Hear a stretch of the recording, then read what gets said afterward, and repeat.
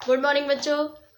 आज कक्षा 7वीं में हम लोग नागरिक शास्त्र का अध्ययन करेंगे। नागरिक शास्त्र का आपका 7वां अध्याय, जिसका शीर्षक है समाज और महिलाओं की क्या भूमिका है। समाज पर महिलाओं की क्या भूमिका है, इसके बारे में अध्ययन करेंगे कि पहले समाज में महिलाओं की क्या स्थिति थी और अभी वर्तमान में क्या स्थिति है, इसके बारे में अध्ययन करेंगे। किंतु महिलाओं की जो समाज में भूमिका है शुरू से लेकर आखिरी तक का, उसके बारे में तो इसमें आपको कहानी के रूप में दिया हुआ है इस पाठ में कि लड़का या लड़की होना किसी की भी एक महत्वपूर्ण पहचान और उसकी अस्मिता होती है। यहाँ पर समाज में कोई भी लड़का हो या लड़की, उसकी पहचान अलग से दिखाई देता है, जिसमें जिस समय से हम बड़े हो रहे होते हैं और हमें सिखाया जाता है कि लड़के या तथा लड़कियों को कैसे रहना चाहिए और कैसा व्यवहार करना चाहिए और कैसा व्यवहार स्वीकार करने योग्य हैं और उन्हें क्या करना चाहिए और क्या नहीं करना चाहिए। यह प्रायः यही सोचते हुए बड़े होते रहते हैं। समाज में जब हम लोग बच्चे रहते हैं, चाहे वो लड़का हो चाहे लड़की, तो उनको हमेशा ये सिखाया जाता है कि समाज में कैसा रहना है, किसके साथ किस प्रकार का व्यवहार करना है ना। लेकिन क्या सभी समाजों में लड़के और लड़कियों के प्रति एक जैसा व्यवहार नज़रिया आता है? इसमें इस अध्याय में हम इस प्रश्न का उत्तर जानने की कोशिश करेंगे कि यहाँ पर लड़के और लड़कियों के प्रति किस प्रकार का नज़रिया रहता है, और यह भी देखेंगे कि लड़के एवं लड़कियों की लड़के और लड़कियों को दी जाने वाले अलग अलग भूमिका उन्हें भविष्य में स्त्री एवं पुरुष की भूमिका के लिए किस प्रकार से तैयार किया जाता है।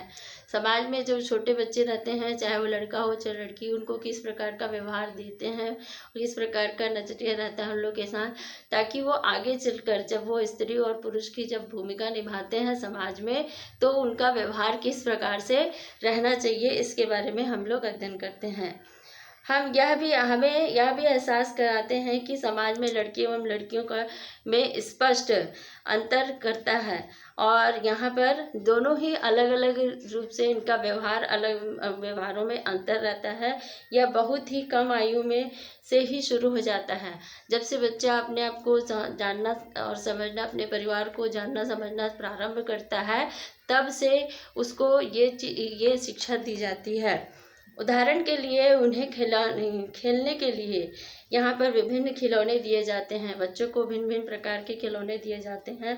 प्रायः लड़कों को खेलने के लिए कार दिया जाता है, मोटर दिया जाता है, किंतु लड़कियों को खेलने के लिए गुड़िया दी जाती है और रसोई का जो सामान होता है वो दिया जाता है, ताकि उनको आगे के लिए ये चीज़ का ज्ञान हो सके कि आगे चलकर उनको किस प्रकार का नज़रिया या किस प्रकार का व्यवहार करना है। दोनों ही खिलौने खेलने में बड़े ही आनंददायक हो सकते हैं। फिर लड़कियों को गुड़िया तथा लड़कों को कार क्यों दिया जाता है? खिलौने बच्चों को यह बताने का माध्यम होता है कि जब वे बड़े होंगे तो स्त्री और पुरुष बनेंगे और उनका भविष्य अलग अलग होगा। यहाँ पर उनको खिलौने के माध्यम से ये समझाया जाता है कि जब वे समाज में बड़े होंगे और स्त्री और पुरुष की जो भूमिका निभाएंगे, उसके आधार पर यहाँ पर उनकी क्या भूमिका रहेगी। और अगर हम विचार करें तो यह अंतर प्रायः नित्य की छोटी छोटी बातों को मानकर रखा जाता है। लड़कियों को धीमी आवाज़ में बात करना तथा उनकी विशिष्ट भूमिका होगी। बाद में जीवन में उनका यह प्रभाव हमारे अध्याय के विषयों का व्यवसाय में चुनाव पर भी पड़ता है। यहाँ पर देखेंगे, जब यहाँ लड़कियों को धीमी आवाज़ में बात करनी चाहिए, लड़कों को रुआब से या बच्चों को यह बताने का तरीका होता है। यहाँ पर समाज में देखोगे लड़कियों को यह भी सिखाया जाता है कि जब वो बड़ी होंगी तो शादी होकर जाएगी तो उनको धीमी आवाज़ में बात करना चाहिए, ताकि वो अपने व्यवहार से अपने परिवार के मन को जीत सके। तथा और जो लड़के होते हैं वो उसको ही सिखाया जाता है कि रुआब से और उसमें बात करें ताकि समाज में वो एक मतलब अलग से पहचान बना सके इसमें। और हमारे समाज में पुरुषों एवं महिलाओं की भूमिका तथा उनके काम के महत्व को समान नहीं समझा जाता है। पुरुषों और महिलाओं की हैसियत एक जैसी नहीं होती है। और आओ देखेंगे कि पुरुषों एवं स्त्रियों के लिए किए जाने वाले कामों को में असमानता किस प्रकार से होती है। यहाँ पर स्त्री और पुरुष के कामों में असमानताएं होती हैं। इसी प्रकार से समाज में उनको अलग अलग तरीके से उनको सिखाया जाता है ताकि वो आगे चलकर समाज में अपना स्थान बना सके। इसी में देखेंगे घरेलू काम का मूल्य क्या होता है। घरेलू काम का मूल्य सारी दुनिया में घर में काम की मुख्य जिम्मेदारी महिलाओं की होती है। जैसे बच्चे, बुजुर्ग एवं बीमार को देखभाल करना, परिवार का ध्यान रखना। ये महिलाओं को शुरू से ही सिखाया जाता है कि वो परिवार में जितने भी सदस्य होते हैं, चाहे बच्चे हो, चाहे बुजुर्ग हो, चाहे वो सामान्य रूप से महिलाएं हो, उनका सारे लोगों का ध्यान रखना। फिर भी जैसे हमने देखा घर के अंदर किए जाने वाले कार्यों में महत्वपूर्ण नहीं समझा जाता है। और फिर भी हम लोग मतलब समाज में ये नहीं समझ में आता है कि महिलाएं का काम महत्वपूर्ण होता है, उनको महत्व नहीं दिया जाता है। ऐसा मान लिया जाता है कि वे महिलाएं के स्वाभाविक कार्य हैं। मतलब ऐसा मान लिया जाता है कि महिलाएं हैं इसलिए स्वाभाविक रूप से उनको ये कार्य करना है, और इसलिए इन कार्यों के लिए उन्हें पैसे देने की कोई भी आवश्यकता नहीं होती है, क्योंकि उनको ये समझा जाता है कि ये घर के काम में उनकी जिम्मेदारी होती है, इसलिए उनको किसी भी प्रकार का वेतन नहीं दिया जाता। समाज इन कार्यों को अधिक महत्व नहीं देता है। इसी में देखते हैं घर में कार्य करने वालों का जीवन किस प्रकार से होता है। घर में महिलाएं, क्योंकि पहले प्राचीन समय में से ही देखे आ रहे हैं कि महिलाओं को अलग से ये स्थान वो दिया है कि वो समाज में घर के कामकाजों में महिला और परिवार के सदस्यों का ख्याल रखें। किंतु आज की महिलाएं जो हैं कि वो घर का भी ख्याल रखती हैं और बाहर भी वो व्यवसाय करने या फिर काम करने जाती हैं, फिर भी वो अपने घर के सदस्यों का ध्यान देती हैं। उसी में बहुत से घरों के, विशेषकर शहरों और नगरों में, लोगों के घरेलू काम के लिए रखा जाता है और वे बहुत काम करते हैं तथा जैसे झाड़ू लगाना है, सफाई करना है, कपड़े और बर्तन धोना है, खाना पकाना है, छोटे बच्चे एवं बुजुर्गों को देखभाल करना है। ये सारे काम उसके सामान्य रूप से देखे जाते हैं तो ये घरेलू काम होते हैं। घर का काम करने के लिए अधिकांशतः स्त्री होती है। कभी कभी यहाँ पर इन कार्यों को करने के लिए छोटे लड़कियों को काम पर रख लिया जाता है। और कभी कभी ये होता है कि घर का काम बहुत सारा होता है, इसलिए कोई मतलब बाहर के जो लड़के लड़कियां या महिलाएं होती हैं उनको रख लिया जाता है। घरेलू काम की अधिक महत्व नहीं है, इसलिए इन्हें मजबूरी मजदूरी भी कम दी जाती है। घरेलू काम करने वालों का दिन सुबह 5 बजे से लेकर शुरू होता है तो प्रारंभ होकर देर रात तक का 12 बजे तक का चलता है। जी तोड़ मेहनत करने के बावजूद भी उन्हें नौकरी पर रखने वाले उन्हें सम्मानजनक व्यवहार नहीं करते हैं, क्योंकि उनको ये समझा जाता है कि ये घरेलू नौकर समझा जाता है और इसलिए उनसे सम्मानजनक बात भी नहीं किया जाता, क्योंकि दिन भर काम कड़ी मेहनत भी करता है फिर भी उसका कोई भी सम्मान नहीं होता है। इसी में देखेंगे जी तोड़ मेहनत करने के बावजूद भी उन्हें प्रायः नौकरी पर रखने वाले लोग सम्मानजनक व्यवहार नहीं करते हैं। दिल्ली में घरेलू काम करने वाली एक स्त्री ने अपना अनुभव के बारे में इस तरह से समझाया है। मेरी पहली नौकरी एक अमीर परिवार में लगी थी जो 3 मंजिल भवन वाले थे। वे रहते थे।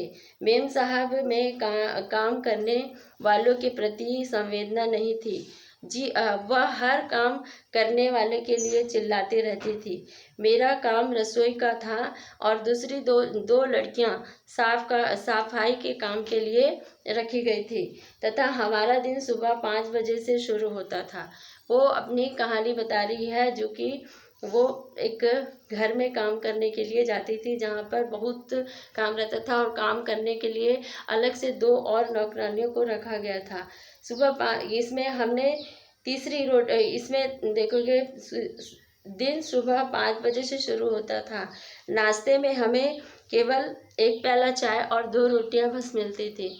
तीसरी रोटी कभी नहीं मिली। और उसी में देखते हैं उन लड़कियां मुझसे 1 रोटी और भी मांगा करती थी। मैं चुपके से उन्हें 1 रोटी दे देती थी और साथ में रोटी ले लेती थी। हमें दिन भर काम करने के बाद बड़ी भूख लगती थी और हमें घर के में चप्पल पहनने की पाबंदी होती थी। मुझे बहुत गुस्सा आता था और अपमानित भी महसूस होता था। इसमें क्या हम दिन भर काम नहीं कर दिन भर क्या हम दिन भर काम नहीं करते थे? क्या हम कुछ सम्मानजनक व्यवहार के हकदार नहीं थे? उसने अपना अनुभव बताते हुए कहा कि जिस प्रकार से एक नौकरानी को रखा जाता है और उसका कोई सम्मान नहीं होता, उस पर हर चीज़ की पाबंदी लगी होती है, वैसे ही उस महिला के साथ हो रहा था। वास्तव में जिसे हम घरेलू काम करवाते हैं, ये कहते हैं, वह उसमें अनेक कार्य शामिल होते हैं।